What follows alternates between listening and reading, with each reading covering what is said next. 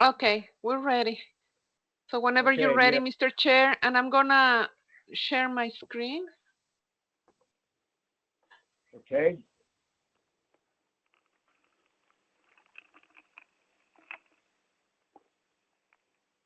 And here we are. Okay. Call the order. Roll call, please. Yes, Mr. Chair, just noting it's 11:03 a.m. And Mr. Barrett? Present. And Mr. Barrett Need is to going to be recusing himself from the section of this Correct. agenda related to the Sugar Hill on Stone because he's a participant in the project team.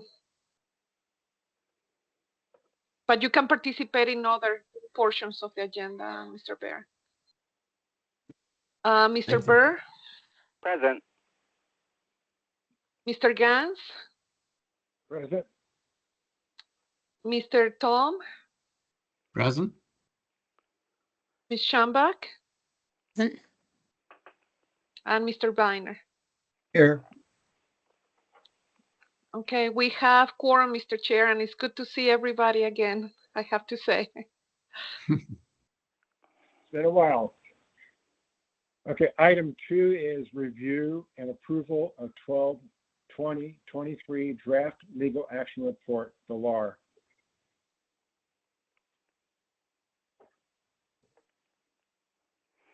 It looked okay to me. We still haven't met to do the items we were going to meet in terms of policies and procedures, but the LAR is fine for the meeting. So motion to approve. Is there a second? Second. Okay. All in favor? Aye. Aye. Any opposed? Any abstain? Motion passes. Item 3, call the audience. Individuals may speak up to 3 minutes. Is there anybody who would like to speak to this project?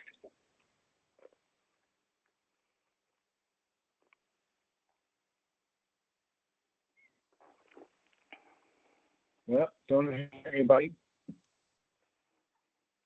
So, item 4, SD-0824-00083, Sugar Hill on Stone, related activity number TD-DEV-0724-00202, 1910 North Stone Avenue, parcel number 11506107B. I-1 zoning, Infill and Incentive ID, Greater Infill and Incentive Subdistrict, GIIS. And this is a courtesy review, and the feedback from IID, DRC is purely informational, and no formal action will be taken today. The study session. So the applicant, we're ready for you to present. Awesome. I'll kick it off, Zoe, and then I'll turn it over to you. But thank you all for reviewing this for a courtesy review. This is a City of Tucson El Pueblo Housing Development nonprofit development project. So the city has the new development arm developing affordable housing. I believe we came to the design review committee for our Milagro on Oracle project previously in the Grant Road investment district. So this is our second low-income housing tax credit project, and we were awarded tax credits in June of this year, and so we're on a tight timeline. We're hoping to break ground and keep up with the sort of all the deadline requirements for the low-income housing tax credits, and we're trying to get this project off the ground starting in February. So we have a quick design turnaround for permitting, which is why we wanted to come to you all for a courtesy before coming back for the full review. And yeah, I will pass it over to Zoe, but we're really excited to get any feedback that you guys may have so that we can kind of wrap up our design. Great, thank you. All right, let me share my screen. Can everybody see that? All right. Hi, I'm Zoe Sadorf, architect with PMM, and I'm the project architect on this project. Kick it off. So this site is located in the Greater Infill Incentive District. Currently, the site is zoned I1, and we're intending to use the Greater IID zoning to be able to build the multifamily housing here. The project site is right off of Stone, near Brother John's at the former Bum Steer bar location. And here's just some site photos of what it looks like from Stone here, and then what the site looks like from 7th Street here.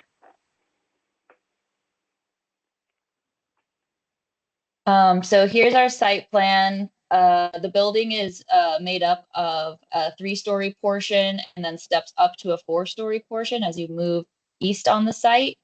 Main entry from the site off of Stone with a gate on the 7th Avenue side to reduce the chance of people kind of using this as a thoroughfare onto 7th.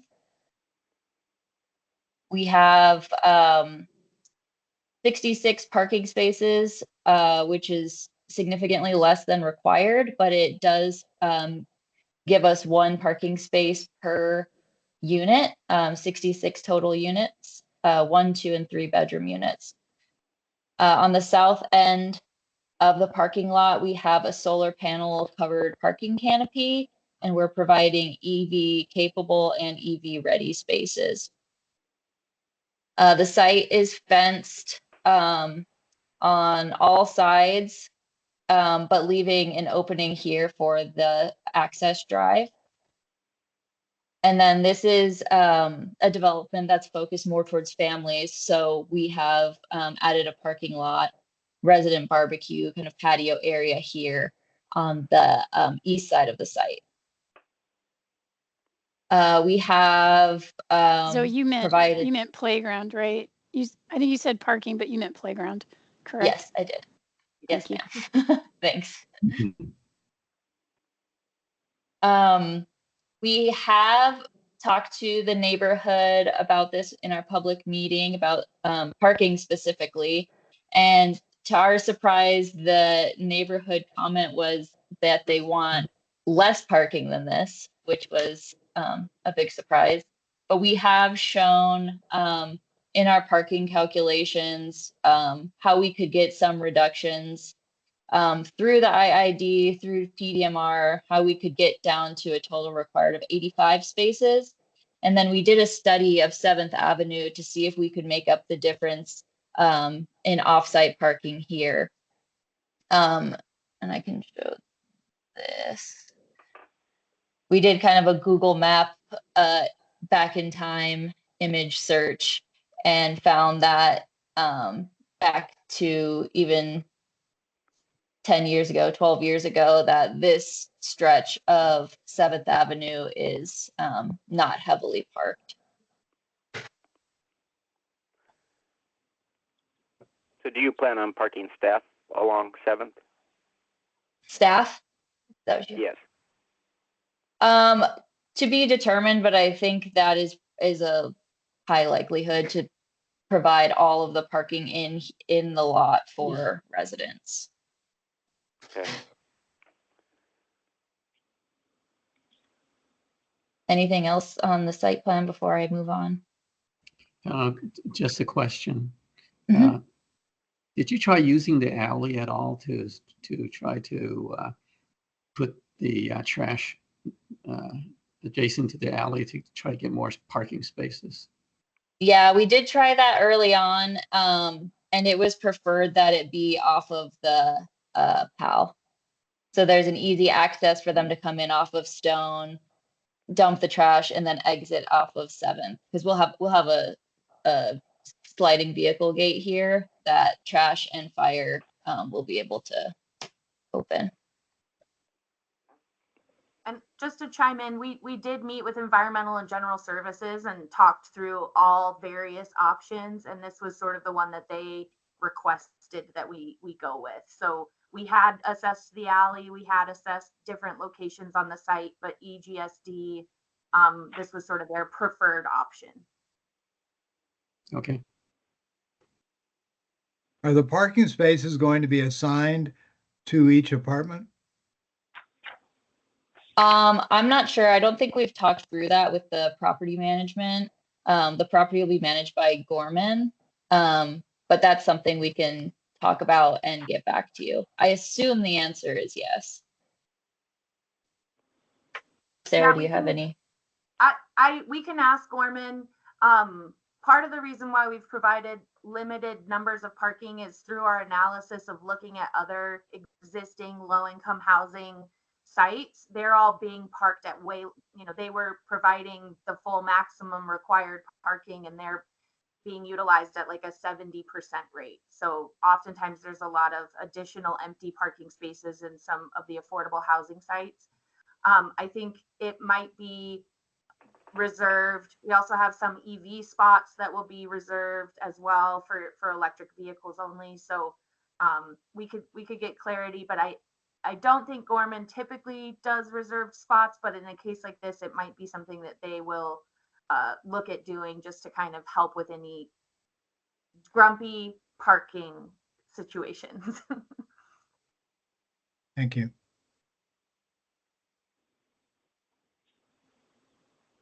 All right.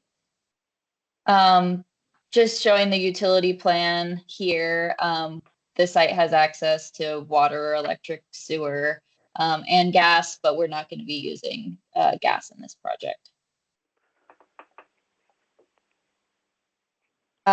We did the sidewalk shade analysis for the public sidewalks, and because of a main feature that we want to showcase on the building being a mural on this stair massing, we have asked for relief on the shade requirement, so trees don't grow too tall and block the mural, since this was kind of something we really wanted to celebrate on the building elevation facing stone.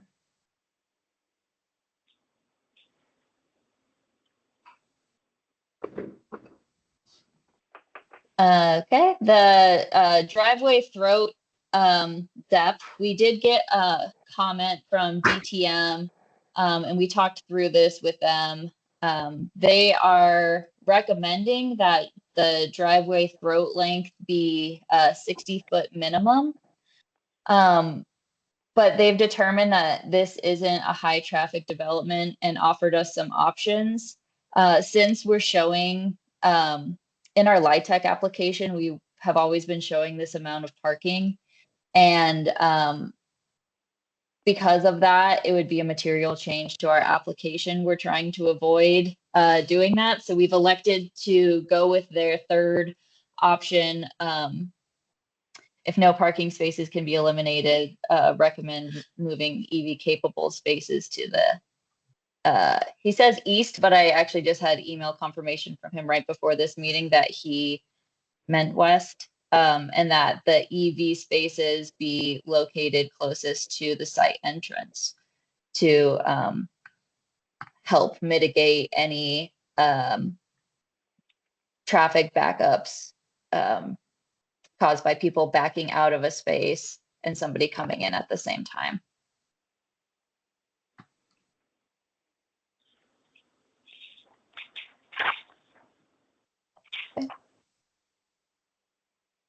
So moving on to the floor plan, this project is 1, 2, and 3 bedroom units. On the first floor, we have a leasing office, package room, and bike room right as you enter the building. And then a north side lounge space with a pretty good amount of storefront for north light coming into the building. On the first floor, we also have a community room that's adjacent to the playground and patio areas. And then this area in yellow is for supportive services to come in for residents like case managers, which is something that I think a lot of the city developments are including in their affordable housing projects.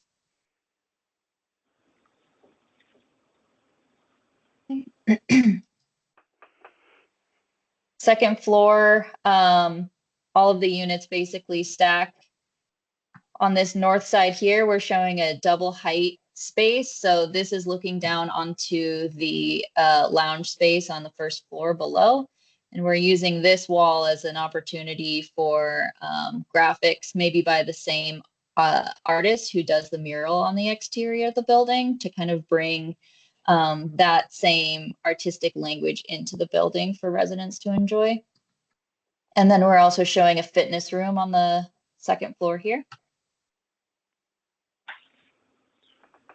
Third floor, we've included another lounge and a craft and game room.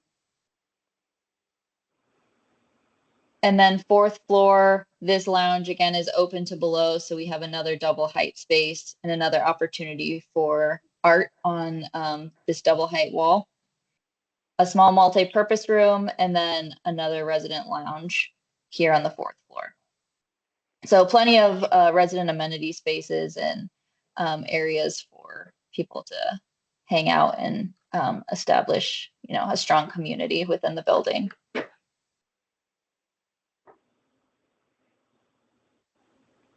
Moving to the exterior, here is the elevation facing stone, and this hatched area is where we're proposing the mural going, and we're actually proposing that it returns back on the walls that come back towards the building. So you can see that here, the mural would kind of wrap this whole mass that is the exit stair. This is the south elevation, and we've used a metal panel to designate from both north and southbound traffic on stone where the entry of the building is, and we're using kind of this material change from stucco to metal panel on the building exterior to note that. And then once you get into the parking lot, we have a brightly colored mass where you enter the building. This is Will the that north be elevation. metal or stucco? The yellow kind of bright color will also be stucco. So just the metal in this kind of 4-story mass here. And the roof cap. Yes. They're shown in 2 different colors of blue. Is that proposed, or are you going to do more earth tones, like the color inspiration chart? So we did do a color, like a color exercise with the neighborhood. And we had some options that were more earth tone inspired, and people actually ended up choosing this one that was blue and kind of a complementary yellow orange color. We can definitely look at this blue, maybe closer matching the metal panel once we have that selected. That way there's not as many colors happening. But based on our feedback from the neighborhood, we decided to go with the blue scheme and less of the earth tone. Okay. If that ends. Then you just probably ought to add the 2 colors of blue to the color schematic. Okay. It's fine. I mean, that's what everyone wants.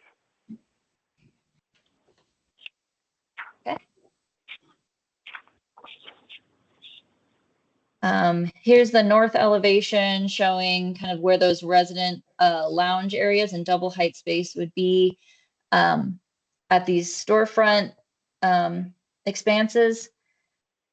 And then each of these verticals is a bump out, and that's where we're running a lot of our rainwater leaders. We have some exhaust and fresh air intake, and then they're actually housing our vertical fan coil units for each resident unit.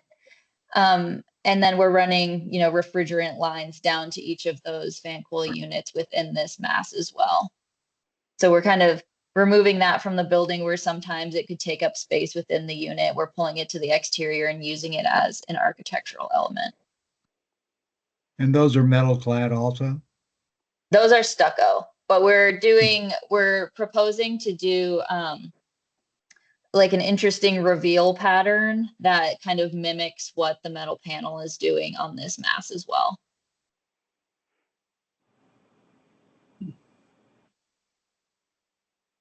And then this is the east elevation facing the 7th Street. And then this mass here kind of pulls out from the rest of the building. And this is where the community room is.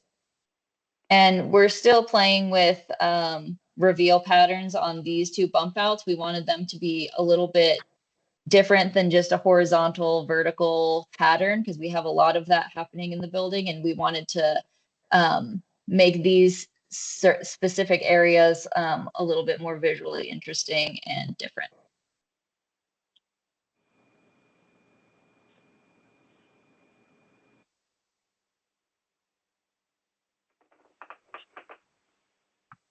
And then, okay, so we will add the blues to this color palette, but we wanted to continue the momentum of some neighborhood collaborations that have already been done with the Sugar Hill neighborhood. You can see a lot of these banners along Stone, mounted on streetlights, and on 6th as well. We took these as inspiration, starting inspiration for one, the building color scheme, and then 2, once we have done the call to artists for the mural, we want to kind of honor this collaboration that's already been done with the Sugar Hill neighborhood and then build on it. The metal panel we're proposing is this chevron profile. I think if that's unavailable due to budget, we are looking at some more simple rectilinear metal panel profiles like these.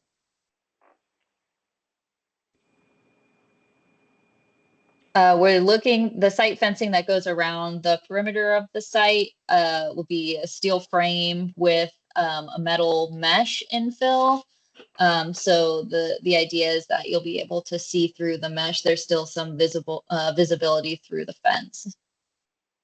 And that was something that we heard from the neighborhood as well, that there's some developments in that neighborhood that have CMU walls, and they have concerns about graffiti and just the visibility of not being able to see into those developments. And then this is just showing kind of how we're proposing that mural wrapping around that exit stair massing element.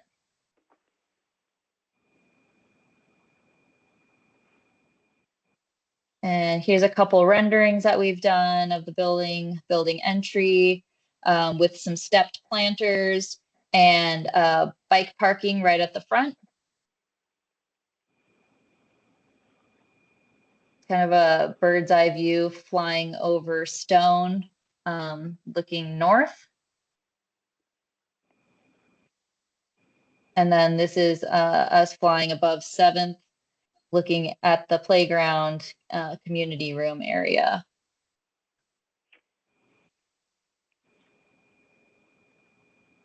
So through the process, we've had a variety of meetings on this project. We had a Sugar Hill Neighborhood Association meeting in July. We did the IID public meeting in August, had a Bronx Park Neighborhood Association meeting a couple weeks ago in September. And then we have an upcoming neighborhood meeting next month in November, where we're going to be looking at signage schemes and talk about interior art concepts, and share some more renderings of the building interior, typical unit, and resident communal spaces with the neighborhood. And on that, I figured it would be good to just present what we're looking at for signage options to get any feedback you all have on that as well before we present it. So this option is a blade sign that is extending out of the corner of this metal panel massing. The intent is that this would be a lit kind of channel letter sign on a steel frame. That's it in elevation. Another option is a kind of scaffold sign like the one at Congress that is up on top of that stair massing right above the mural. So it would likely have kickers going back to just kind of like some of those older scaffold lit signs. And then another option we're looking at is kind of a shorter scaffold sign with Sugar Hill and then on stone kind of returning back like the mural is doing. That's that option.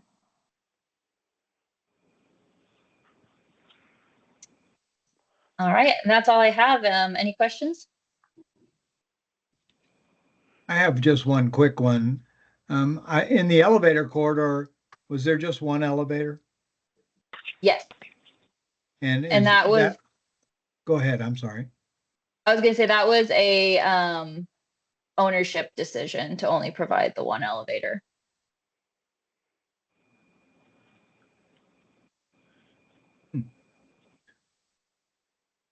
And so who is the ownership? It's a partnership between, oh, go ahead, Sarah. No, you do it, Zoe. You got it. Partnership between El Pueblo Housing and Gorman. And the city maintains ownership of the land, so it's a ground lease.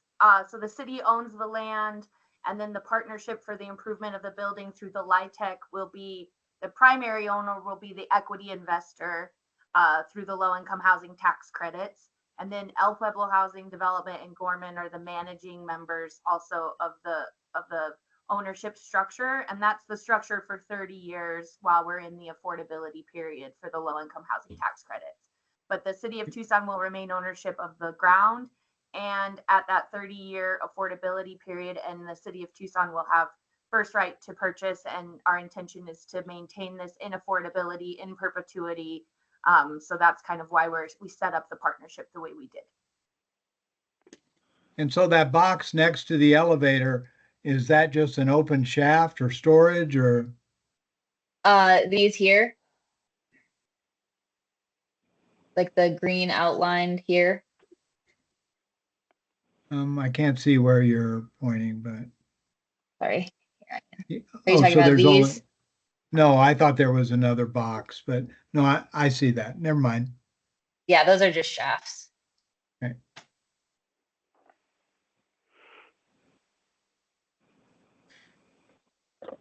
Is this the time for the rest of us then, Chris, to go ahead with questions? Yes, please. Okay, great. I have a couple, just really just questions. It's a nice project. It's great to see something being developed on this site for this purpose. I like its ties with Thrive 305, so that's really exciting. I will say that you should probably have some commemorative plaque to honor Dave Schumbach, who was a doorman at Bum Steer for several years during college. That's awesome. Isn't that funny? So there you go. On the site, is the gate on the east side, is that just emergency services, or can residents also use that?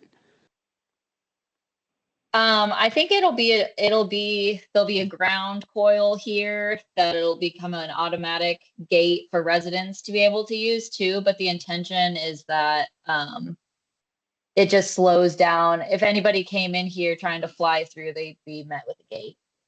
Got it. And okay, but it's not really. Yeah, so it's not really intended to minimize like resident traffic on 7th or anything like that. Right. That's not the intention. Okay, thank you. And then I just had a question on the shade versus the mural.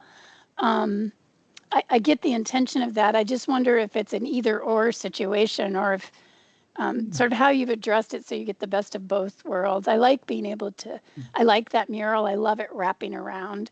I think making that mass, the whole art piece is really cool. But I did wonder if on that side and the walking, in this part of the development, if that, when you say smaller trees, are they still addressing some pedestrian shade? Yes. Yeah. So we are showing some smaller trees and it gives us about 20%. So a little less than half of the required. But I think, we can work with Eric's team to provide a little bit more shade and do it in a way that doesn't, that we can have, the best of both worlds, like you say. See the mural and then provide additional shade here. Yeah, so the plant palette hasn't really been finalized. So when you say smaller trees, those haven't been determined yet. Is that correct? They haven't, Yep. they have, go ahead. So yeah, we've Okay. actually determined, or proposing most of the smaller trees being Impala blancas. So they're more of an upright, light, loose tree, not as dense as Nice. like an oak tree or something like that. Perfect. Okay, that helps me. Thank you. And then on the elevations, I just wondered if there'd been consideration of horizontal shading for those south windows, the resident windows on the south side. We did look at that, but I think through ownership discussion, it was just decided that we're going to provide shades inside the in the units. Okay. Yeah. I mean, it's certainly not a requirement of the design criteria. It's just a curiosity, Zoe. Yeah. Thank yeah. you. And then last thing I wanted to just ask about was if you considered on the access drive where you're concerned about the depth of the throat, would limiting those first few spaces to back-in parking help at all? Or is that just weird? I think it could actually, yeah, because if you had someone entering through here, this person would see them. I don't know, Yeah. maybe just something to consider. I don't know if it's I think that's a awkward. good idea. People don't love back-in parking, but I just thought in terms of the goal of trying to see who's coming in from Stone as you pull out, it might help for the first 3 on each side to be back-in only. Something to think about. Yeah. Yeah, and a part of me feels like EV spaces, typically people back into them anyways because their charger is maybe more That's a in good the point. rear. Yeah. So if that's a good point. if it's both the EV and back in only, that might really help us with safety in that little section. Yeah, I like that. And then I don't necessarily have a vote in this, but I really like the blade sign. I think that's my favorite too. Yeah, it looks really good. Those are all the comments that I had, Zoe. Thank you. Thanks, Robin. Any other questions? Just a quick one on affordable housing, and I may just be kind of out of it. How is the city planning on guaranteeing that this doesn't turn into another student housing complex? Is it price point, or will they have to qualify with Section 8 or income vouchers, or Yep. how do we So ensure that this goes to people that are on the waiting list to find affordable housing? Yep. So it's income restricted through the low income housing tax credit project. We have a very strict requirement that we have to fulfill for renting it, to people who meet the income requirements. Our income average is like, I think 60% area median income. So a majority of the units will be 30%, all the way up to some 80% of area median income, but it's all intended for low income. And it's also a part of our choice neighborhood implementation project, which is tied to the Tucson house rehabilitation. And so, it's really intended. Some Tucson house residents will probably move into this. It's a family designated development. So we're hoping to get low income families, since the city, since it's tied to HUD and the choice plan and through low income housing tax credits, it will be restricted for affordable housing as long as the city maintains ownership of the land underneath. So no concerns. There should be no concerns for people who shouldn't be living there. It's pretty much city sponsored project. There will be folks with vouchers. There will be folks, who have maybe heard about it through our wait list, and also Tucson house residents through the relocation project. So definitely restricted, affordable, capital A, affordable for in perpetuity is the plan for the city of Tucson. And Okay. and So you're Mr. Gans, limiting it as much as you can to people in need 100%. legally. Yeah. You're And basically Mis- limiting. Yeah. Okay. Thank you. so Mr. Gans, Mr. Burr, also remember this is a project that is pursuing the IID, and group dwellings do not allow. I'm sorry, the IID does not allow group dwellings, the student housing. That's So true. if they were to attempt to change the use to student housing, they couldn't because they opted into the IID. Okay.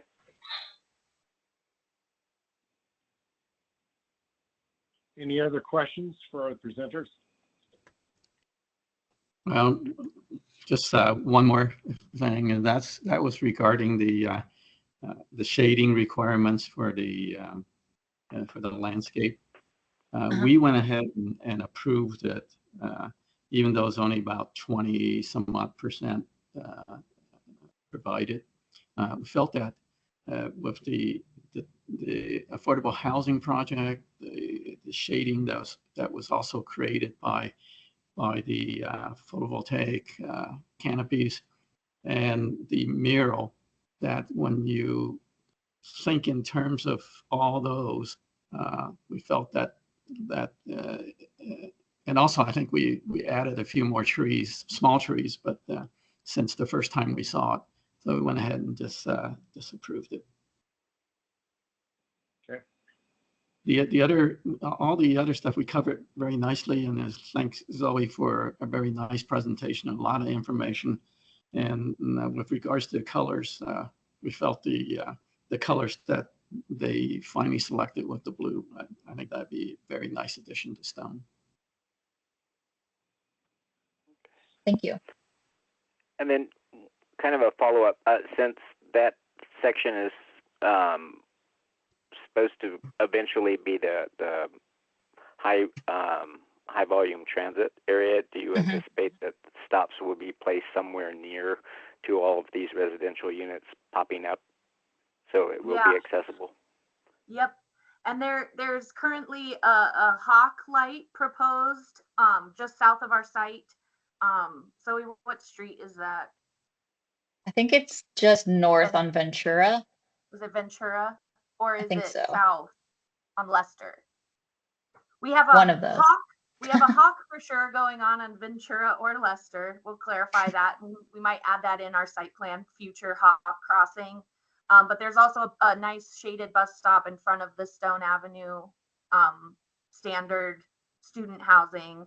And yeah, in the future, I think there's a survey out right now for the bus rapid transit Stone line that DTM, Department of Transportation and Mobility, has out. I got a flyer on my door recently. So they're asking folks where stops should be. And I think that, yeah, we have ones in proximity of our project and can encourage DTM to put that there as well. But it is a benefit for our project for sure, having that future transit line along the corridor. And one nice thing is our site already had given up the future right of way too. So our site is already condensed to incorporate that future right of way property line. I think we've already lost that as a part. So yeah, the whole project is designed to take that into consideration. And we've been working with DTM on other projects so that we're making sure that these things like the hot crossings and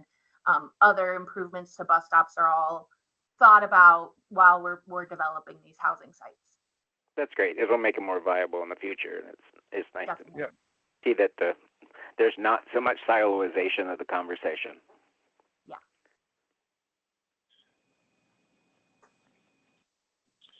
Anyone else? Faye, do you have any other comments? No, I think this project is pretty clean, and we talked a lot about the other issues. So I'm good. Okay. Anyone else? Looks okay. Do you have any idea when it will be coming back for a full review? As soon as possible. Yeah, we have our we're submitting for permit next week, end of next week. And so probably a couple weeks after that, I would assume.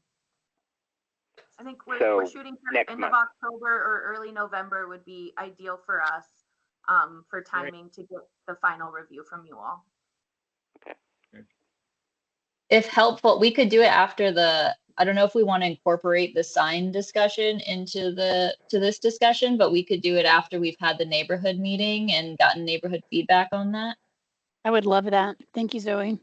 Yeah, thanks. Cool. So we'll aim for after November 13th to come back to you all, and hopefully soon after, so that we can get any final issues buttoned up. We're trying to get our budget finalized by November 18th-ish, when we do our second city submittal, so that, you know, we can get our development budget and all of our closing docs in order for moving forward. So, yeah, we'll see you guys all in November then. I think that's a great idea. And you're thinking around the 19th? Yeah, week Around of the 18th, probably. Yeah. Great. Okay. Okay, so let me, Mr. Chair, members of the DRC, let me see if I can get this right because I'm the one having to search for quorum. So first, Faye, will you be available either the week of November 11 or November 18? Let me just check real quick. Because we need a design professional at the meeting to meet quorum, plus at least 2 other DRC members. Are they saying that 18th is the earliest they would be ready? I think go we ahead, could do Zoe. it the end of the week of the 11th, either the 14th or the 15th. 15th, I leave town. 14th, I'm available. I'm back in town on the 18th. So,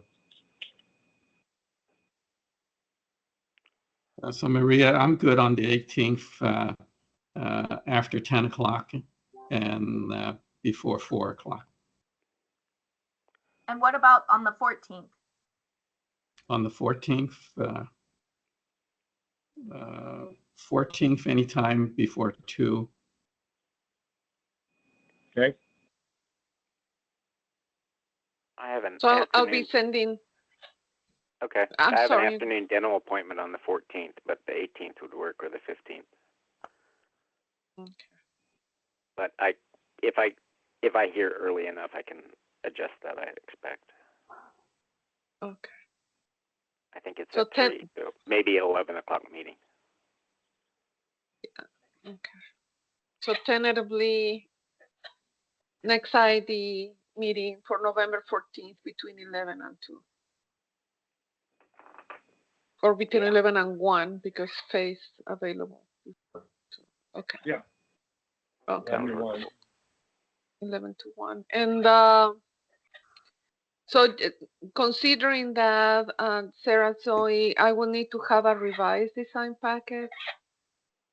No later, because I need to send the DRC with anticipation of at least a week the materials for the review. So I will need to see your revised design package no later than the 7th, the 5th, November 5th, November Okay. 6th, the latest. Okay. The only thing Excellent. is we'll just have the sign will be the only thing that's not fully buttoned up in that final design package. Right. That's fine, but Okay. you know, you still have to finalize the parking and Yep. right. So any additional materials, you know, you can provide to me later on, but you know, the main design package, yeah. Is there any need for this to go to the Historic Commission? I don't think so, but No, Mr. Gant, Mr. Broom, members of the DRC, there are no historic designated structures on site or adjacent to the site, so no historic review needed. okay. That's what I thought, but just for clarity. Okay, so we're looking for the 14th. between 11 a.m. and 1 p.m. Correct. Okay. Anything else from the presenters? Nope, that's it. Thank you all so much. It was really Thank you. helpful. Thank you. I'm gonna share my screen again. Okay. Maria, do we have any future agenda items? Not currently, Mr. Chair, but like Mr. Burr mentioned, you know, we still have pending the review of the bylaws, the IDDRC bylaws. Okay. And I don't know if that's something you would like to include in the next meeting after the review of the Sugar Hill and Stone. Just beware that I'm not certain staff will be able to address the bylaws by the time of the next meeting. We're just so overwhelmed, Yeah. you know, with the loss of our historic preservation officer. If it works, great. So let's at least get this meeting so we can keep them moving forward on the project. So I do have one request. Is there any chance that the next meeting can be by Zoom? I can set it up by Zoom. That's fine, Mr. Burr. Does anybody from the DRC have any problems with that? Yeah, the new Teams download. I'm I plugged in a new 64-bit computer and all the rest of it, but it doesn't seem to want to take. So I don't know if I can join, and I couldn't see anything obviously today.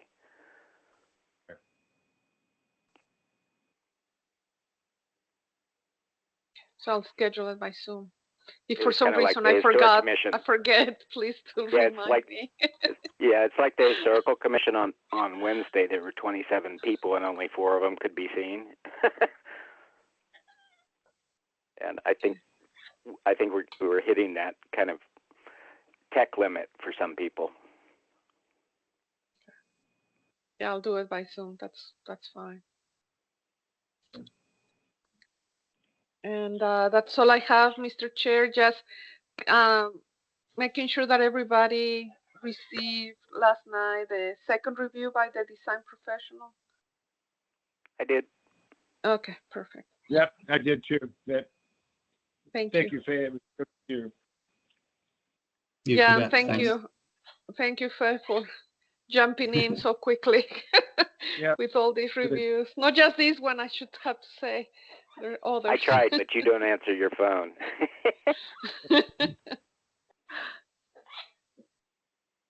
Any other business, Maria? No, that's all I have, Mr. Chair.